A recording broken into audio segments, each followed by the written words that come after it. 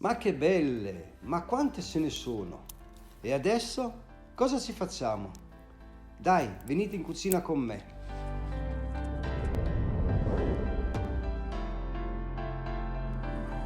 Bentornato su Segreti da Chef. Io sono Gianluca. Oggi vi faccio vedere come fare le melanzane, belle, fresche del nostro orticello, sott'olio, per poterle deliziare tutto l'anno nelle nostre tavole in accompagnamento al tipico antipasto italiano. Iniziamo lavandole con cura in abbondante acqua. Togliamo via il penducolo e, aiutandosi con il pelapatate, sbucciamo le melanzane, ma se a te piace la buccia la puoi anche lasciare. Io poi la uso per fare decorazione per altri piatti. Taglia dapprima a rondelle, poi in julienne. Cerca di tagliare tutti i pezzi della stessa dimensione. Mettili in uno scolapasta a strati, e cioè un po' alla volta.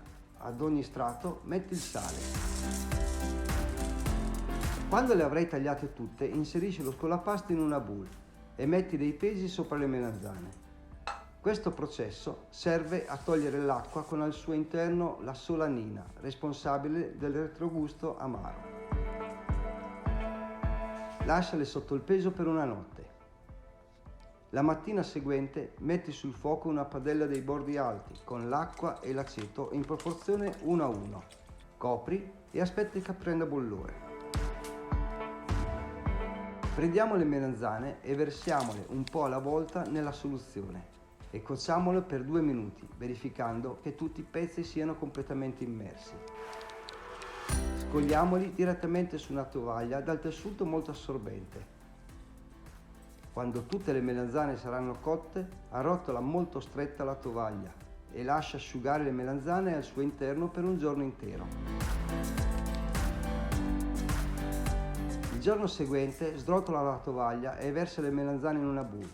Aggiungi sale, aglio tagliato grossolanamente, un po' di pepe in grani, prezzemolo tritato e olio d'oliva.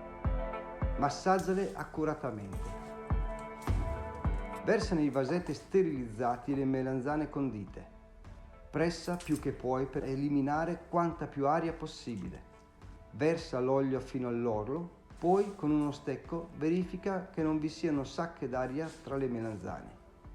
Rifila l'olio se necessario e chiudi i vasetti ben stretti. Adagiali molto vicini in una casseruola dei bordi alti, rivestita da uno straccio, per evitare che durante la bollitura si rompa qualche vasetto.